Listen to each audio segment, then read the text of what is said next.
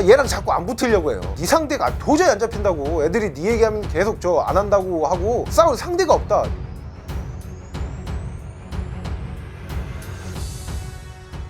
오늘 이 시간에는 이제 제가 말씀드렸던 그 로얄 패밀리죠. 누르마고메도프 가문에서 현재 떠오르고 있는 파이터인 우마르 누르마고메도프에 대해서 알아보도록 하겠습니다.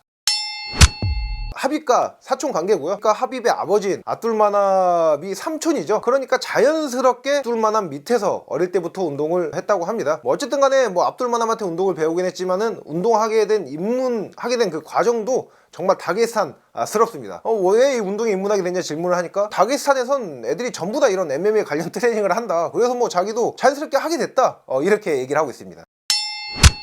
우마르 누르마고메도프는 일단 세계 아마추어 MMA 선수권대회에서도 우승을 하고 컴뱃 삼보 월드 챔피언까지 올라서게 되고요. 그 이후에 이제 프로 무대에 데뷔해서 2019년도까지 12승 무패의 전적을 쌓습니다. 그 과정 중에는 현재 하빕이 CEO로 올라와 있는 고릴라 FC의 벤더급 챔피언을 하기도 했었고요. 이러한 활약상을 바탕으로 UFC와 계약에 성공을 하게 됐어요. 그러면서 이제 20년 4월경 20년 초에 UFC 데뷔전이 잡혔었는데 그 당시 이제 코로나 팬데믹으로 인해서 대회가 취소가 되고요. 또 20년 7월에도 경기가 잡혔습니다. 근데 이 당시에 20년 7월에 압둘마납이 사망을 하게 되죠. 특히나 또 혈연 관계이기 때문에 애정 관계가 더 깊었을 거잖아요. 그러다 보니까 아무래도 그런 선수 본인의 상황 때문에 시합을 포기하게 됐고요. 이러한 여러 가지 우여곡절을 거치면서 UFC 데뷔는 계약하고 약 1년 만에 UFC 데뷔전을 하게 되고 그 경기에서 승리를 거두면서 계속해서 지금까지 연승을 하고 있습니다.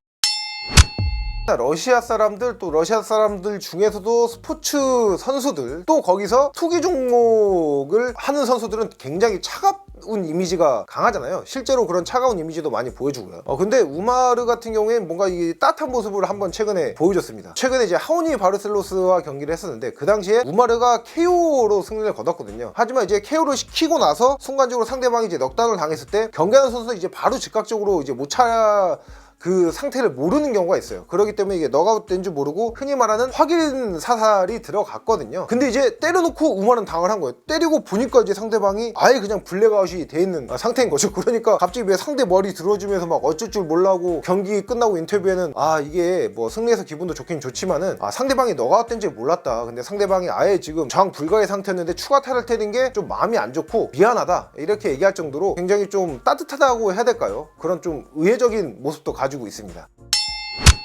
저는 우마르 누르마고메도프를 평가할 때 그래플러 탈을 쓴 타격가란 말을 요새 좀 많이 하고 있거든요. 그만큼 이게 다게스탄 출신 또 누르마고메도프 가문 출신의 선수답지 않은 굉장히 레슬링은 당연히 좋지만은 타격가에 가까운 움직임을 많이 보여줍니다. 특히나 이게 발이 굉장히 좋아요. 발이 좋다는 뜻이 킥을 잘 쓰는 것도 있지만은 스텝도 굉장히 좋고요. 또 스텝이 그냥 좋은 게 아니라 왼손과 오른손을 넘나드는 좌우 스탠스에 굉장히 능합니다. 그리고 어쨌든 이런 능력을 바탕으로 한 원거리 타격이 좋잖아요. 하빕이 사촌인 선수답게 레슬링이야 말할 것, 그래플링 능력이야 말할 것도 없고요. 그러다 보니까 원거리에선 본인의 스텝과 킥을 활용한 원거리 타격, 또 그 거리를 뚫고 들어왔을 때 무한 연계되는 체인 레슬링을 통해서 많은 승리를 거머쥡니다. 하지만 이제 최근에 승리를 거둔 하오니 바르셀로스전에선 약간 또 다른 모습을 보여줬어요. 그 경기에서는 계속 원거리 타격을 유지하다가 상대방이 들어올 때도 그래플링을 활용하지 않고 카운터 타격을 던졌고요. 또 그걸 통해서 KO 승리까지 만들어냅니다. 이 KO 승리가 정말 의미가 있는 게 하오니 바르셀로스가 2012년도에 MMA에 데뷔해서 20점 가까운 MMA 전적을 보유하고 있는 선수고요. 그 중에서도 KO 패배가 단 한 차례도 없는 선수예요. 또 UFC 내에서도 보너스를 3번이나 수상했던 선수인데 그 보너스 3개가 모두 파이트 오브 더 나이트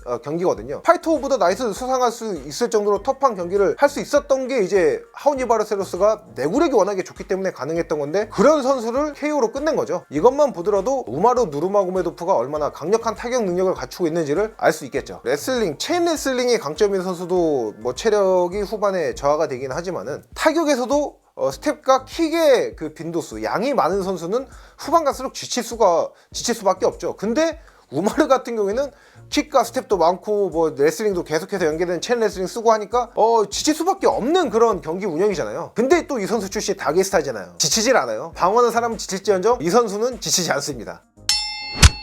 우마르가 지금 현재 약점이라고 말할 수도 있겠고 좀 위험할 수가 있는 부분이 어쨌든 간에 하빕이 지금 코치 생활을 안 하겠다고 이제 은퇴를 한 상황이잖아요. 그러니까 이제 우마르 같은 경우에는 하빕 같은 존재가 굳이 특별한 코칭을 해주지 않더라도 옆에 있는 것, 특히나 시합장에선 더더욱 그렇겠죠. 코너맨으로 옆에 자리를 하고 있는 것만으로도 큰 힘이 될 텐데 이제 하빕은 이제 코너로 동행하지 않다 보니까 그거에 대한 어려움이 약간은 있을 겁니다. 하지만은 어쨌든 간에 아메리칸 킥복싱 아카데미 수장인 하베르 멘데스는 계속해서 동행을 할 거고요. 뭐 심리적인 거에 문제는 있겠지만은 기술적인 거에는 크게 문제가 없을 겁니다. 지금까지 제가 말씀드린 강점과 약점을 종합하자면은 이 선수의 실력적인 측면에는 지금 약점이 없다는 걸 알 수가 있죠. 그러다 보니까 이 선수들이 얘랑 자꾸 안 붙으려고 해요. 최근에 경기가 치러지기 전에도 매치메이커가 직접 우마르한테 전화를 했다고 합니다. 야, 전화를 해가지고 야, 네 상대가 도저히 안 잡힌다고, 애들이 네 얘기하면 계속 저 안 한다고 하고 싸울 상대가 없다 이러니까 뭐 우마르는 워낙에 또 하드워커가 하니까 경기는 해야 되잖아요. 그러니까 얘도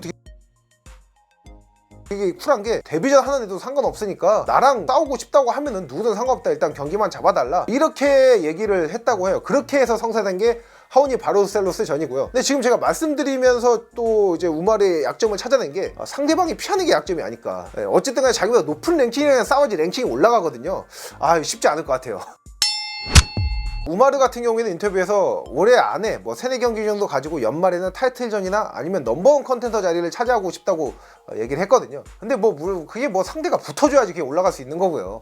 근데 지금 가지고 있는 실력 자체가 워낙 대단하기 때문에 충분히 뭐 아무리 상대방들이 피하고 뭐하고 한다고 하더라도 퍼포먼스를 보여주는 것만으로도 올해 연말에 랭킹 5위까지는 진입할 수 있다고 생각을 하고요. 늦어도 내년 중순쯤에는 그래도 우마르의 타이틀전을 그래도 볼 수 있지 않을까 생각을 합니다. 다음 시간에도 또 재밌는 내용으로 찾아뵙도록 하겠습니다.